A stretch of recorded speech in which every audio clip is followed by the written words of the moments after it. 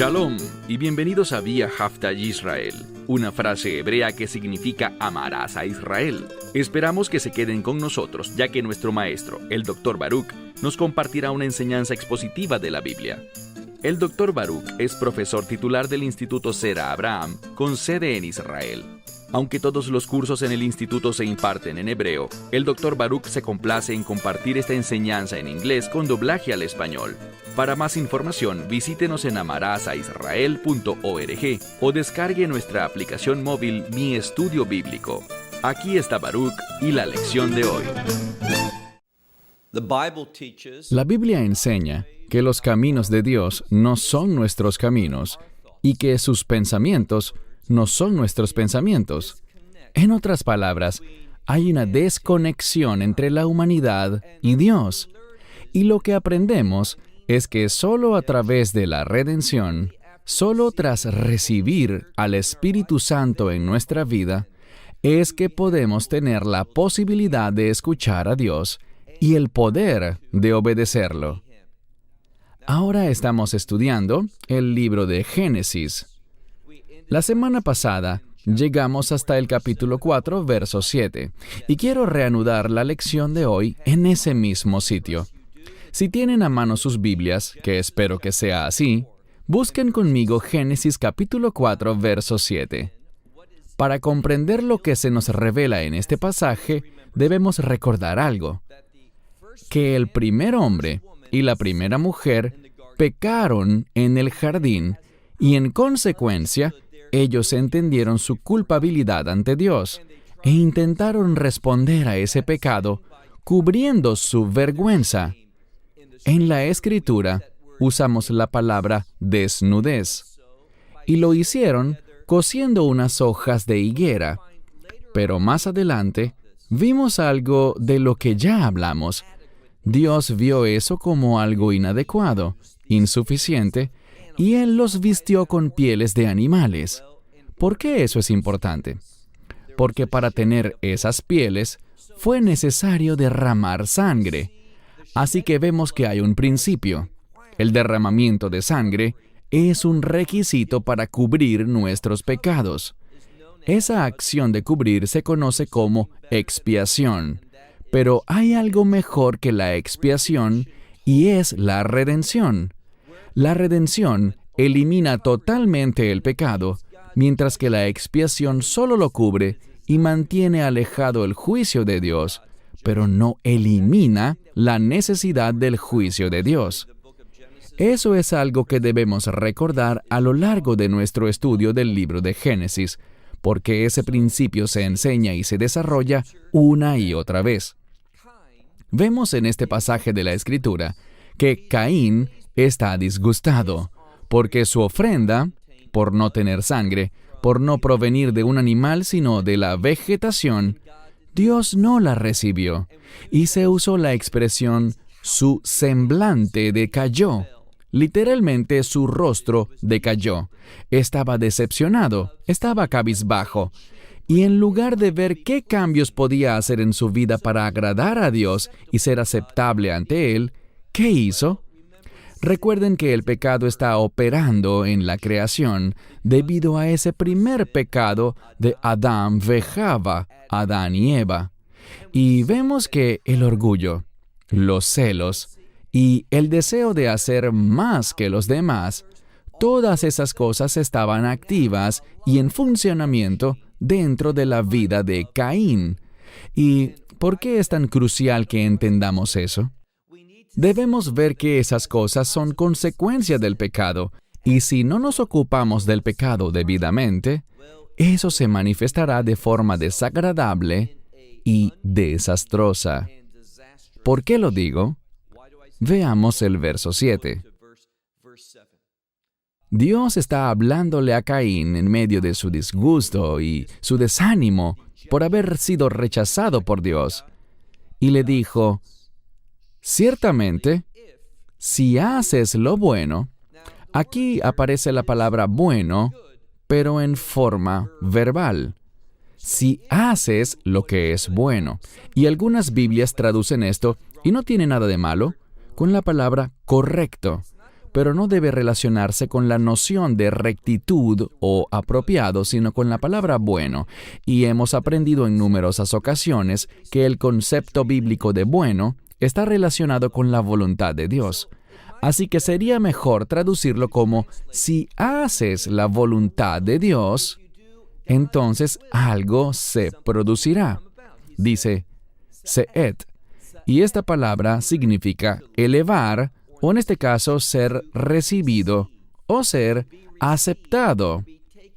Así que Dios le estaba diciendo, si haces mi voluntad, yo te recibiré, yo aceptaré tu ofrenda. Pero si no, dice aquí, si no haces lo bueno, si no haces mi voluntad, entonces hay una consecuencia. Pero antes de ver la consecuencia, podemos decir algo. Siempre habrá una consecuencia, sin importar que hagamos lo bueno o lo malo, siempre habrá una consecuencia. Dios es un Dios que responde. Nunca está ignorando lo que pasa, siempre responde. Entonces Él dice, si haces lo malo, si no haces mi voluntad, si no haces bien, a la puerta, el pecado. Y la palabra para yacer a la puerta es la misma que vemos en el libro de Salmos, en el Salmo 23, donde dice que Él nos hace yacer en verdes pastos. Tiene que ver con un posicionamiento. Pero aquí se habla de un posicionamiento en el que el pecado puede ir en contra de nosotros. Así que, cuando haces lo que está en contra de la voluntad de Dios, eso posiciona al pecado en tu contra, para llevar a cabo su deseo en vez de los deseos de Dios. Si haces lo que está en contra de mi voluntad, lo que no es bueno, el pecado está posicionado, acecha a la puerta, y hacia ti Él dirige su deseo, su pasión. Ya habíamos analizado antes esta palabra y se trata de un fuerte deseo. Lo que entendemos es que el pecado dirige su deseo hacia nosotros. El pecado quiere hallarnos. El pecado quiere moverse en nuestras vidas, en nuestro ser, en nuestra existencia, en nuestro comportamiento. Y este es el problema. Cuando hacemos lo que está en la voluntad de Dios, eso pone al pecado lejos de nosotros. Pero cuando hacemos lo que está en contra de la voluntad de Dios, eso posiciona al pecado en nuestra vida de manera que pueda obrar en contra nuestra, y pronto lo veremos. La última parte de este verso es muy importante. Dice, Ve'ata timshal bo. Es una palabra que significa gobernar. Habíamos comentado que tenía que ver con la palabra gobierno, así que podríamos decirlo de este modo. Pero tú debes aprender a ejercer autoridad sobre él. Debes aprender a gobernarlo. ¿Y cómo lo hacemos? La respuesta es algo que ya vamos a ver, porque al adentrarnos en la segunda mitad del capítulo 4, hallaremos que se hace un énfasis en el texto sobre la sangre, saber tratar con la sangre correctamente. El problema es que Caín no sabía hacerlo. Él derramó sangre indebidamente y vamos a ver una imagen de eso que no deja lugar a dudas. Y quiero destacar, antes de proseguir al nuevo verso de hoy, el verso 8, que debemos aprender a dominar, a gobernar, a ejercer autoridad sobre el pecado. Y la única forma de hacerlo es a través del poder de la redención. Verso 8. Y Caín habló con Abel, es decir, con su hermano. Y sucedió que, cuando estaban en el campo, Caín se levantó contra Abel, su hermano, y lo mató. ¿Qué vemos aquí? Vemos que Caín estaba enfurecido. No solo sentía soberbia y celos, no solo estaba cabizbajo, sintiéndose rechazado por Dios, sino que se desquitó con una persona inocente, es decir, su hermano, y no con la causa real del problema. Su hermano hizo lo que era correcto, pero en lugar de que Caín se arrepintiera y aprendiera de eso, él, junto a su ira, y aquí está la clave, los celos, el orgullo esos sentimientos que no debemos tener. Si no gobernamos el pecado, estos sentimientos nos atacarán. Tendrán un deseo hacia nosotros. ¿Y qué es eso? Bien, veremos que existe una estrecha relación entre el pecado y Satanás. Por eso, cuando no gobernamos el pecado, cuando no hacemos lo bueno, y esto lo hemos aprendido una y otra vez, eso es una invitación al pecado, es decir, al poder del enemigo, del diablo, para que venga a nuestra vida y seamos usados por él en vez de ser un instrumento fiel para cumplir la voluntad de Dios. Entonces, leemos aquí que Caín se levantó contra su hermano Abel y lo mató. Verso 9. Inmediatamente después de este acto de homicidio, Dios habló. Dios lo sabe todo. Nada lo toma por sorpresa. Dios no tiene que hacer ninguna pregunta. Así que cuando lo hace, no es para su beneficio, sino que tiene un propósito adicional. Él le habló a Caín. Dios sabía de su pecado. Dios pudo haberlo detenido, pero entonces no sería el mundo caído en el que vivimos. Este mundo caído tiene la posibilidad de hacer lo que está en contra de la voluntad de Dios, y eso no socava en modo alguno su soberanía. El Dios soberano permite el pecado, Él no causa el pecado. Su voluntad no necesita del pecado para ser realizada. Es decir, la mejor realización de la voluntad de Dios es a través de la obediencia, a través de su programa. Pero el hecho de que alguien peque no quiere decir que eso vaya a echar por tierra los propósitos y planes de Dios, y que estos finalmente no sean cumplidos. Pero aquel que peca no se beneficiará de eso. Esa es la clave. Dios puede usar el pecado, pero Él prefiere usar la obediencia. Él lidera, Él hace el llamado. Su voluntad es siempre que se obedezca a su palabra, no que se desobedezca a su palabra.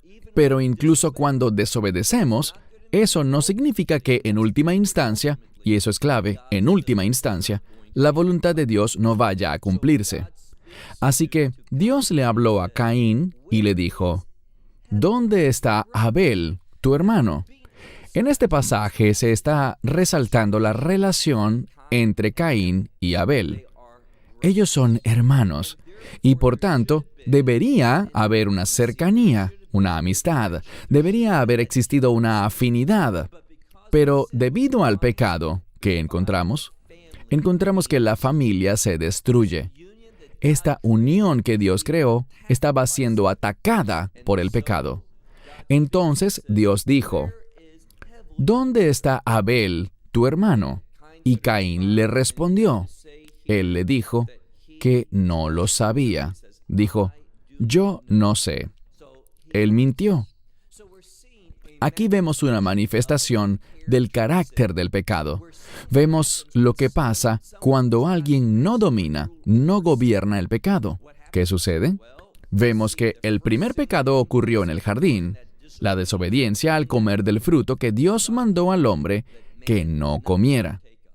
A causa de eso, hay una forma incorrecta de pensar, hay celos, hay orgullo, hay una incapacidad para responder correctamente a la emoción. En vez de decir, estoy cabizbajo, ¿y por qué estás cabizbajo? Porque no hiciste lo correcto. ¿Y cuál es la solución si estás cabizbajo, si tu semblante decayó? Arrepentirte y hacer lo bueno. Eso es lo que Dios dijo en el verso 7. Y al hacerlo, el arrepentimiento te enseñará a gobernar el pecado. Pero si no lo hacemos, dejaremos que esos sentimientos de envidia, de orgullo y de desánimo no solo se manifiesten a través de una mala forma de pensar, sino en un mal comportamiento. Y eso fue lo que hizo Caín. Él asesinó a su hermano. Y ahora, para encubrir eso, él miente. Mentirle a Dios deja ver lo poco que sabemos acerca de Él, porque no puedes mentirle al que todo lo sabe. Él dijo, yo no sé. Y luego empeoraron las cosas porque además dijo, ¿Acaso soy el guarda de mi hermano? Bueno, la voluntad de Dios es que nos cuidemos los unos a los otros, que seamos personas que vigilan y protegen a los demás. Pero aquí vemos un cierto grado de altanería e insolencia en la voz de Caín. Él le dice a Dios, ¿acaso soy el guarda de mi hermano? ¿Esperas que yo sepa dónde él está todo el tiempo y me ocupe de eso? ¿Que me comporte de ese modo y lo vigile a él? Él fue grosero y ofensivo contra Dios. Y esa es otra consecuencia de estar bajo el dominio del pecado en nuestra vida, en vez de nosotros dominar al pecado. Verso 10. Dios habla ahora y dice, ¿qué has hecho? De nuevo, Dios ya lo sabía, pero Él estaba llamando la atención de Caín respecto a su pecado. Le estaba haciendo saber que Él estaba al tanto de lo que Él había hecho. Dice, ¿qué has hecho? Pues la voz de la sangre de tu hermano, y en muchas Biblias dice clama. Eso sería la palabra bohim. Pero aquí no está la raíz letkot, llorar, sino que aparece la palabra letzot, y en este pasaje está bajo la forma tzoakim. ¿Y qué significa? Gritar, hacer un alarido. Siempre que se usa esa palabra, se hace referencia a gritar, a hacer un ruido estrepitoso. Así que no es un llanto de tristeza, sino un grito de horror o por algo muy desastroso. Así que dice, la sangre de tu hermano, y aquí aparece sangre en plural, clama fuertemente a mí desde la tierra. La tierra es sinónimo de hombre. La palabra hombre, Adam, viene de la palabra tierra, Adamá. Y lo que se está diciendo aquí es que la sangre clama por el ataque contra la humanidad o contra el hombre o la tierra. Es un juego de palabras. En otras palabras, hay una respuesta que viene desde la tierra. ¿Y a qué se debe eso? Bien, recuerden que Pablo enseñó en el libro de Romanos que debido al pecado, la tierra gime. Y esto es lo que vemos aquí.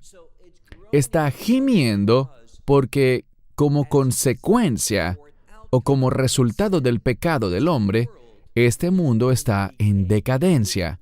Este mundo experimenta una consecuencia negativa. Así como el pecado tendrá un efecto en mi vida, cuando una persona peca, ¿qué sucede? El pecado original produce muerte. Produjo este proceso de envejecimiento y decadencia. Produjo la mortalidad en la humanidad. Del mismo modo, produce esos efectos negativos en la tierra. Y vean algo interesante. Hoy se oye hablar mucho del calentamiento global o cambio climático, o del Día de la Tierra y todas esas cosas que tienen que ver con el bienestar y la responsabilidad de la humanidad para con la Tierra. Por un lado, eso no tiene nada de malo. Deberíamos ser buenos mayordomos de la creación que Dios nos ha dado. Pero no pierdan de vista el panorama completo. El panorama completo no es lo que estamos haciendo para causar problemas de contaminación en la tierra. El mayor problema que produce el decaimiento de la tierra es la abundancia del pecado. Lo que la Escritura nos dice es que el pecado afecta al mundo, a esta tierra, la creación de Dios. Es muy problemático que la gente solo considere un aspecto. Lo que más afecta a este planeta son los pecados de la humanidad. Vemos que aquí no dice que la tierra clama por la contaminación o por el calentamiento global. No, la tierra clama por la sangre derramada por causa de un pecado. Verso 11. Y ahora, es decir, como resultado de esto, Dios aún le hablaba a Caín por su pecado, y la tierra estaba siendo reflejo de eso, y clamando por eso. Dice, y ahora maldito seas tú lejos de la tierra. Aquí él hablaba de un cambio de lugar, pero noten la palabra maldito. Si miramos en el capítulo 3, lo que Dios le dijo a la serpiente por haber tentado a la mujer, porque la serpiente fue el origen del pecado, ¿qué sabemos? Dios maldijo a la serpiente. La serpiente pasó a ser una maldición. Aquí se usa la misma palabra para mostrar la conexión, para ver que Satanás está en este pasaje también causando el pecado. Y la misma consecuencia que se le impuso a la serpiente, ahora se le impone a Caín. Dice, ahora maldito seas tú, lejos de la tierra que abrió su boca para recibir la sangre de tu hermano por tu mano. La tierra está en lo cierto. La tierra recibe esa sangre que Caín derramó. Y esto muestra una desconexión. Podemos aprender de la tierra. La tierra clama, la tierra anhela el resultado de la redención. ¿Dónde está el resultado de la redención? En el reino de Dios. Sabemos que existirá un nuevo cielo y una nueva tierra, y eso es maravilloso. Eso es una expresión, una frase análoga al establecimiento de la Nueva Jerusalén, la forma final del reino. Así que actualmente no oímos a la tierra con nuestros oídos, pero la tierra clama por redención, por el resultado de la redención, el reino. Les haré una pregunta. ¿Eso te describe a ti? ¿Tú clamas por redención? ¿Quieres ver el resultado? ¿Quieres que el reino sea una realidad? Muchos seres humanos no quieren eso. Muchos creyentes no quieren eso. Estamos demasiado inmersos en este mundo y el mundo sabe que está caído, que será destruido y que se transformará en un nuevo cielo y en una nueva tierra. Eso es lo que el planeta quiere. Ojalá nosotros lo querramos también. Leamos el verso 12. Tú trabajarás la tierra. Por una parte, esta revelación no es nueva. Vimos que en el jardín, Dios mandó a Adán a trabajar la tierra. También vimos en el capítulo 3 que, como consecuencia del pecado, Él deberá trabajar la tierra, pero la tierra será muy distinta. Anteriormente, la tierra era una incubadora que generaba abundancia. La vida brotaba. Antes que Él tuviera que trabajar la tierra, se trataba sobre todo de una poda, de tomar los frutos, de poner en orden las cosas. Pero ahora, debido al pecado, tendremos que sembrar y cosechar y preocuparnos por el estado de los suelos. Habrá hambrunas y sequías.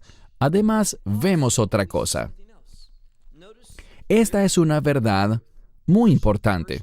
En el verso 12 dice, y la tierra no seguirá dándote su coaj. Coaj es fuerza. No te dará su coaj, su fuerza.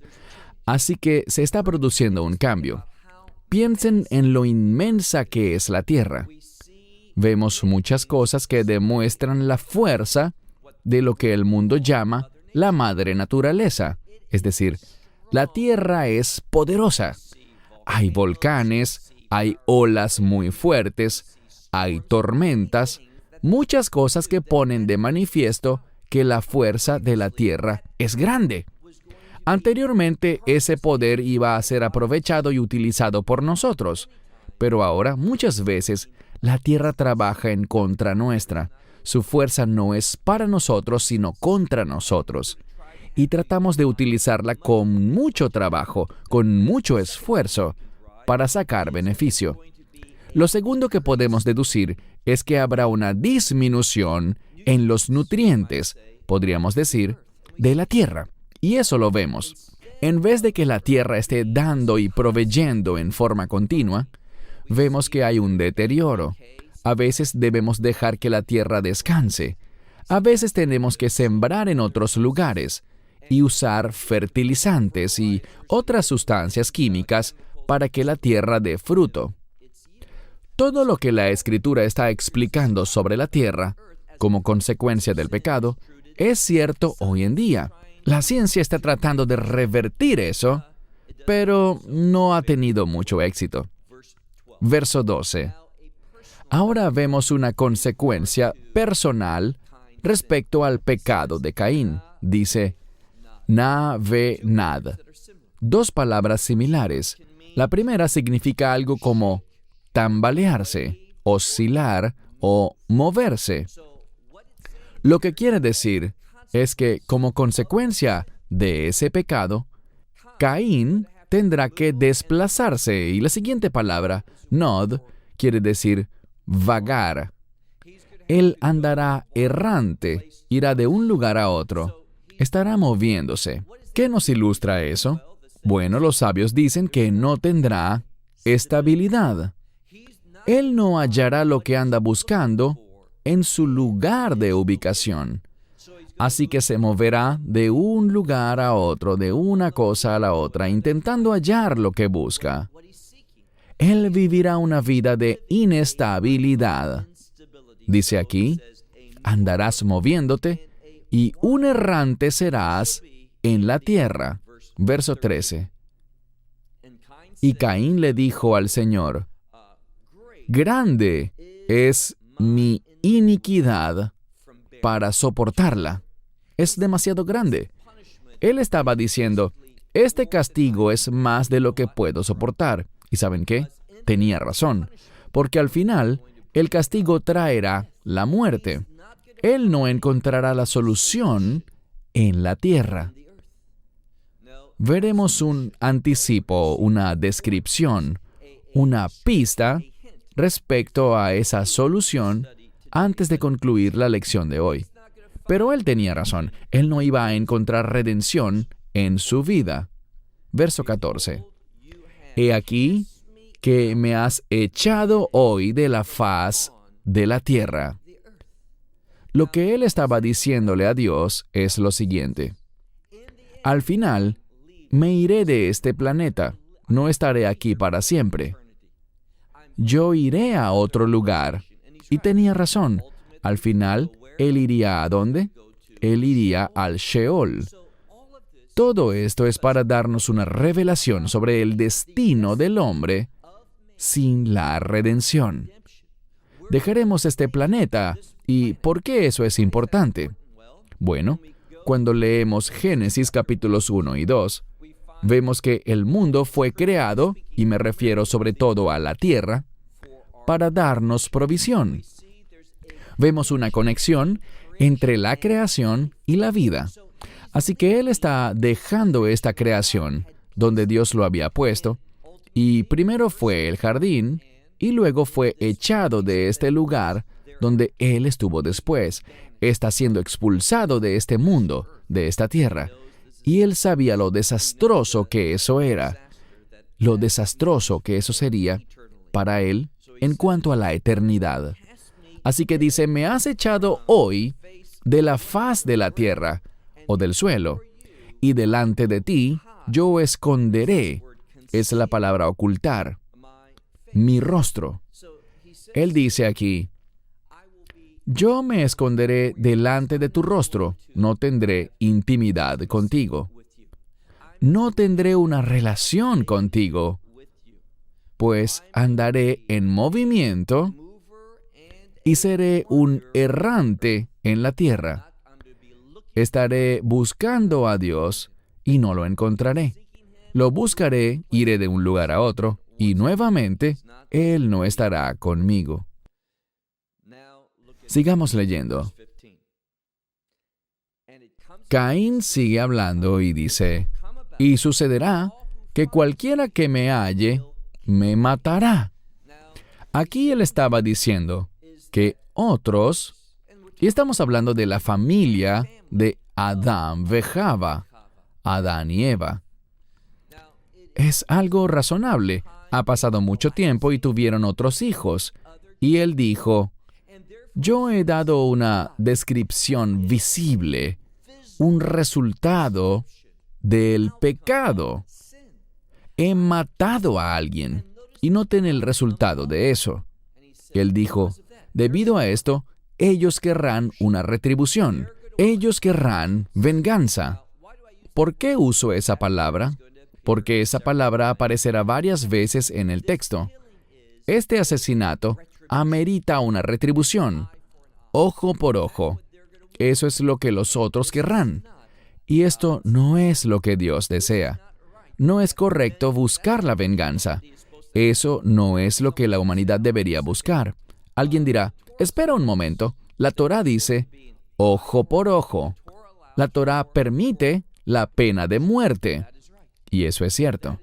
Pero eso es en la Torá que viene después. Aquí, Dios quería enseñarnos una mejor manera. Alguien se preguntará, ¿dices que hay una mejor manera que la Torá? Claro que sí. Y eso no significa que la Torá no sea buena, santa y justa. Pero, verán, la Torá no es eterna. Sé que el judaísmo enseña que sí lo es, pero la Biblia no. ¿Por qué lo digo? Bien, finalmente, una de las cosas que requiere la Torá es el templo. Anteriormente, cuando andaban desplazándose en el desierto, y cuando estuvieron inicialmente en la tierra de Israel durante unos 400 años y algo más, estaba el Mishkan, el tabernáculo. Pero finalmente, como dije, pasó a ser el templo. Y para entender esto, pueden consultar el libro de Hebreos. Hay una relación entre el templo y la Torá. Ambos van de la mano. Cuando no hay templo, literalmente es imposible cumplir con la Torá. Y sabemos que en la Nueva Jerusalén no habrá templo. Así que la Torá no es eterna. Uno de los propósitos de la Torá era conducirnos a la fe. ¿Quién tuvo fe? Abraham. Por eso fue que Dios hizo un pacto con él, y ese pacto se apoyaba en la obra redentora del Mesías. Suelo hacer referencia a Gálatas, capítulo 3, verso 16. Uno de los propósitos de la Torá es conducirnos de vuelta a la fe, a los propósitos originales de Dios. Y cuando alguien peca, ¿Dios quiere que esa persona muera? No. Esa es la consecuencia del pecado, pero Dios no quiere eso. Y aquí lo veremos. ¿Qué quiere Dios? Dios no se deleita en la consecuencia del pecado. Dios se deleita en el arrepentimiento, para que Él pueda perdonar. Y la única manera en que Él puede perdonar es a través de la redención. Y todo esto se verá reflejado en este pasaje. Pasemos ahora al verso 15. Y el Señor le dijo a él, por tanto, cualquiera que mate a Caín, dice Shivatayim, 7 veces, la venganza recaerá sobre él 7 veces. Esa es quizás la mejor manera de traducirlo. Recuerden esto, porque volverá a salir a colación en un futuro. Aquí tenemos una situación en la que la venganza de Dios recaerá sobre aquel que mate a Caín, quien era un asesino, y eso significa que no es la voluntad de Dios que alguien exija retribución y mate a Caín. Esa no es la voluntad de Dios, aunque Caín sea un asesino. ¿A qué apunta esto? A la redención como la eliminación de la culpa del pecado. Eso es lo que trata de enseñarnos. Y el Señor puso sobre Caín una ot, es decir, una marca. Pero esta palabra también significa señal o un milagro, pero esta es la clave. Y creo que hablamos de esto anteriormente en nuestro estudio del libro de Génesis. La palabra ot es una señal milagrosa que solo Dios puede hacer. Así que Dios iba a poner una marca milagrosamente sobre Caín que cumpliría una función. Leamos.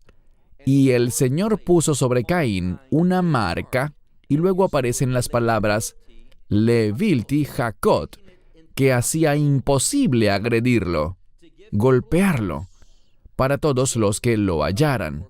Es decir, que hay una extensión de esto. a todo el que lo hallara, a todo el que le molestara lo sucedido y quisiera vengarse, Dios le dice, no podrás tomar acción sobre Caín. ¿Por qué? Porque Dios no quería que se iniciara una reacción en cadena por el pecado. Dios no se deleita porque mi pecado ocasione otro pecado. Yo peco contra ti, tú pecas contra mí, tú pecas contra otro, y lo que hay es más y más pecado que ocasiona aún más pecado. Eso no es lo que Dios quiere. Dios no quiere retribución, Él quiere redención. Y eso es lo que este pasaje nos enseñará en breve. Pasemos al verso 16. Y Caín partió de delante del Señor y habitó en la tierra de Nod. La palabra Nod viene de ese mismo término que significa vagar. Dios dijo, andarás como un errante, y él se va a vivir en la tierra del errante. Como les había dicho antes, él no tendría estabilidad. ¿Qué nos enseña esto? Cuando no tenemos intimidad con Dios, cuando sacamos a Dios de nuestras vidas, tendremos inestabilidad. Estaremos moviéndonos de un lado a otro, y por eso dice aquí que Él habita en la tierra de Nod, la cual, dice aquí, está al oriente del Edén. El oriente se suele asociar con el juicio de Dios, así que no está experimentando el Edén, sino que está recibiendo el juicio en lugar del Edén, que es el paraíso. Edén viene de una palabra que significa placer, o algo que adorna, algo que es bonito. Verso 17. Y Caín conoció a su esposa, y la gente se pregunta, ¿de dónde salió esa mujer? Bueno, esa era su hermana. Y la gente dice, eso es una violación de la Torá. En aquel momento la Torá no estaba en vigor. La Torá no había sido recibida. Y no vemos problema en que Caín tuviera relaciones con su hermana, pues se les había dicho que fueran fecundos y se multiplicaran. Así que, aun cuando él era un pecador, él iba a intentar cumplir la voluntad de Dios y obedecerle. Dice que él partió de delante del Señor, habitó en la tierra de Nod, al oriente del Edén, conoció a su esposa y ella concibió y dio a luz a Hanoc. Hanoc es su hijo. Y luego dice, y sucedió que él edificó una ciudad. ¿Quién es el sujeto de este verbo? Por el contexto es nuevamente Caín. Él tenía una familia y construyó una ciudad. Él construyó un lugar donde su familia pudiera habitar. ¿Y cómo la llamó? Él llamó la ciudad según el nombre de su hijo, Hanoc. Aquí vemos que hay una progresión. Él está preocupado por su descendencia, porque su hijo tenga un lugar donde vivir. Él está demostrando cosas relacionadas con los propósitos y planes de Dios. A Dios le preocupa dónde habitamos. Dios provee. Y estas cosas se ven ejemplificadas en Caín. Asimismo, leemos en el verso 18, y a Hanoc le nació Irad, e Irad engendró a Mehujael, y Mehijael engendró a Metushael. No sé qué tan importante sea esto, pero en hebreo, y esto no se ve en el texto en español, el que le nació a Irad primero se llamó Mehujael, pero luego dice que Mehijael engendró a Metushael. Hay un cambio en la forma en la que se escribía ese nombre. ¿Qué podemos aprender de esto? Un principio muy importante, que era un hecho frecuente llamar a la misma persona por distintos nombres. A veces por nombres similares y otras por nombres muy diferentes, como el caso de Jetro, el suegro de Moisés, quien tenía otros 2 nombres diferentes. Los nombres pueden ser modificados o cambiados por diversas razones. ¿Qué otra cosa tenemos aquí? Bien, vemos que Mejillael engendró a Metushael y Metushael engendró a Lamech. Estamos viendo una progresión. Han pasado muchas generaciones, pero aún falta saber más de la familia. Y lo que veremos es que Adán y Java, Adán y Eva, aún estaban teniendo hijos, aparte de los que estaban también teniendo sus hijos y nietos. ¿Por qué? ¿Cuál era la voluntad de Dios? Que la tierra se llenase, que esta familia fuese fecunda y se multiplicara. Y estamos viendo una muestra de esto. Pasemos ahora al verso 19. Estamos hablando de Lamech. Él tomó 2 esposas. El nombre de una fue Adá y el nombre de la otra, Zila. Vemos que el hombre estaba improvisando de una manera que traspasaba las instrucciones de Dios. ¿Qué quiero decir? Que Dios creó una mujer para un hombre. Eso fue lo que Dios hizo al crear a Java para Adán. Pero ahora, Lamech estaba tomando 2 esposas. Si consultan los comentaristas rabínicos al respecto, verán que estas eran las costumbres de las naciones y no las del pueblo de Dios. Así que vemos un problema. Él tomó 2 esposas y aquí están sus nombres. Leamos ahora el verso 20. Y Adá dio a luz a Yabal, y él fue el padre de los que habitan en tiendas y crían ganado, o que tienen rebaños, podríamos decir. Así que ese fue el primero, y la palabra ogel, tienda, tiene que ver con una estructura temporal. En lugar de lo que habíamos visto antes, los que habitaban en una ciudad. Eso fue lo que hizo Caín. Él construyó una ciudad para Hanoc, para su familia. Pero ahora, como consecuencia, recuerden las 2 esposas. Vemos que en lugar de quedarse en un solo sitio, como Hanoc, encontramos que éste habita en tiendas y anda cambiando de sitio. Nos damos cuenta de que esta es una consecuencia del pecado. Esto nos ilustra algo para educar al lector. Él habitaba en tiendas y criaba ganado. Él hacía eso como oficio. Alguien dirá, pero Abel no hacía eso también. Eso es verdad. Pero la idea aquí es que en lugar de hacerlo para ofrecérselo a Dios, él lo hacía para ganarse la vida, para la venta. Esta palabra que se usa aquí describe un oficio.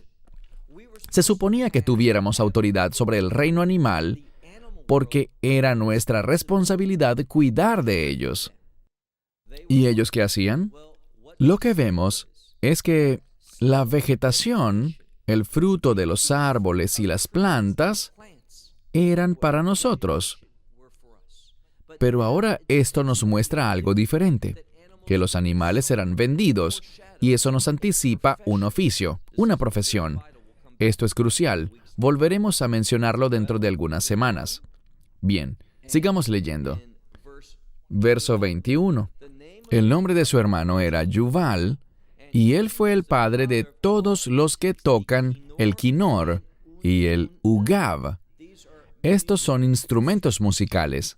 Ahora, no solo está el oficio o la profesión del que cría ganado, sino también un músico. Alguien diría trabajo y placer, trabajo y recreación, apareciendo ahora dentro de la creación. Verso 22. Y Zila también dio a luz a Tubal Caín, y él era afilador de todas las cosas que están hechas de bronce y de hierro. Si nos remontamos bien atrás, había ese oficio del que afilaba, o también podríamos decir que moldeaba el bronce y el hierro. Y las hermanas de Tubal Caín, continuamos leyendo, su hermana era Naamá. Ahora, no solo vemos los hermanos, sino también las hermanas haciendo su aparición. Obviamente es de allí que provenían estas mujeres. Es una revelación progresiva que nos muestra algo. Dice, Veajot, la hermana de Tubal Caín. La primera vez lo dije mal, no es hermanas en plural, es en singular. La hermana era Naamá, verso 23. Y Lemech, y otra vez vemos una modificación en el nombre, dijo a sus esposas, Adá y Silá, oigan mi voz, oh mujeres de Lemech, y escuchen mis palabras. Un hombre he matado. Ahora, él ha matado a alguien. ¿No fue eso lo que hizo Caín? Bueno, es distinto. Dice, lo maté porque él me hirió. Y un hombre joven, es la palabra yeled, un muchacho. No se sabe bien la edad. En muchas traducciones dice, un muchacho que me golpeó. Hice lo mismo, pero lo hice por una razón distinta, en defensa propia. Porque él me estaba hiriendo y me estaba golpeando, yo me defendí. Y dice, en este caso, si 7 veces Caín ha de ser vengado, para Lemech será 70 veces 7. De aquí podemos aprender esto. Si Dios no permitió que alguien se vengara de Caín por haber matado, y el que lo hiciese, eso recaería 7 veces sobre él. Ahora, como alguien mató a otro en defensa propia, habrá más venganza. Dios no quiere que haya ningún asesinato, ni tampoco quiere que se tome venganza sobre aquellos que han pecado. ¿Por qué? Porque esa venganza no es lo que a Dios le interesa, sino la redención. Ahora veamos el verso 25. El verso 25 nos deja ver la noción de redención por las palabras que se usan. ¿Por qué lo digo? Bien, leamos el verso 25. Y Adán, es decir, el primer hombre, Adán, conoció de nuevo a su esposa. Ahora, ¿quiere decir que desde que nació Caín y Abel, Adán no había vuelto a conocer a su esposa? No es lo que dice. Pero aquí se nos está revelando una continuación de los planes y propósitos de Dios.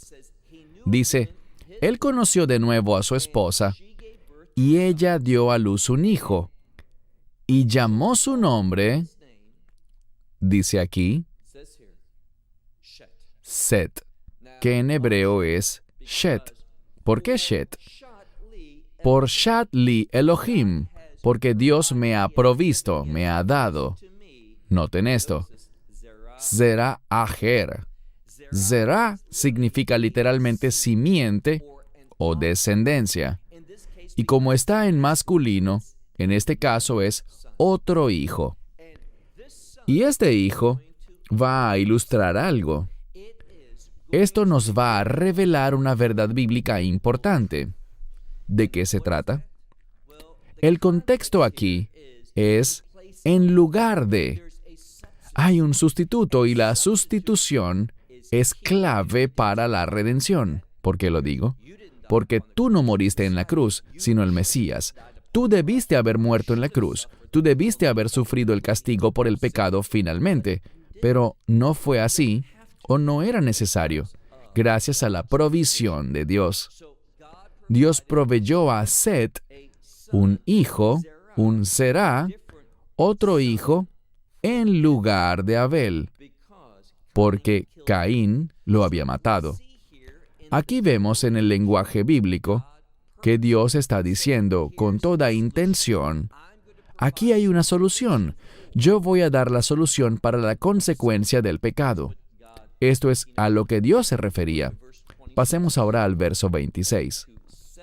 Y a Set también le nació un hijo, y llamó su nombre Enosh. Enosh es una palabra relacionada con el Mesías. De hecho, estas dos palabras, Zerah y Enosh, están relacionadas con el Mesías. Porque si decimos la palabra Zeroah, que es una forma distinta de la palabra Zerah, nos damos cuenta de algo. Zeroah está ligada al sacrificio de la Pascua. Esa es una de las formas en las que denominamos el sacrificio de la Pascua. Y Enosh está en un término utilizado por Daniel, Ben Enosh, el Hijo del Hombre. Así que estas palabras nos dan pistas del Mesías en el texto. Luego, Ujal likro beshem Adonai, que significa, como este pasaje tiene que ver con el nacimiento de Set y luego el nacimiento de Enosh, vemos que hubo un cambio.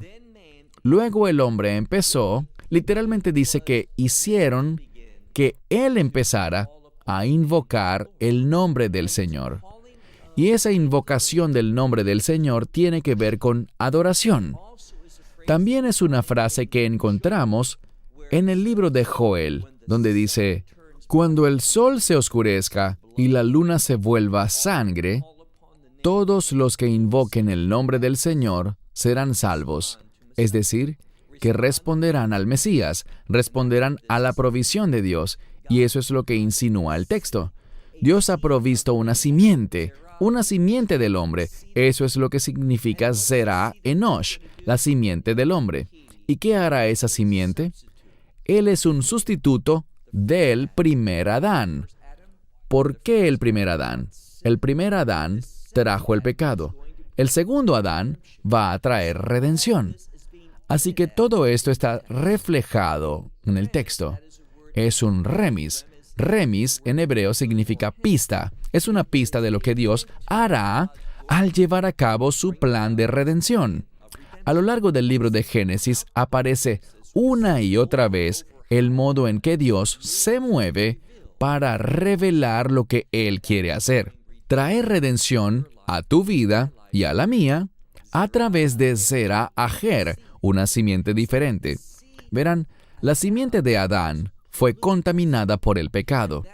Y por eso, Zerah Abraham, la simiente de Abraham, el Mesías, vendría a este mundo de manera muy singular.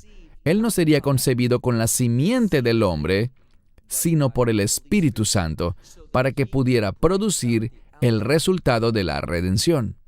Bien, nos detendremos aquí. Hasta la próxima semana cuando empezaremos el capítulo 5. Gracias por ver este video y esperamos con ansias la próxima lección. Esperamos que te hayas edificado con el mensaje de hoy y lo compartas con otros. Te invitamos a seguir nuestros estudios cada semana por este canal y por el portal de YouTube de Amarás a Israel. También puedes descargar nuestra aplicación móvil gratuita, Mi Estudio Bíblico. Finalmente, para obtener más información sobre nosotros, visita nuestra web amarasaisrael.org, donde encontrarás otras conferencias de Baruch en audio, video y texto. Hasta el próximo programa. Que el Señor te bendiga en Yeshua HaMashiach, Jesús el Mesías, mientras caminas con Él. Shalom desde Israel. Israel. Israel. Israel. Israel. Israel.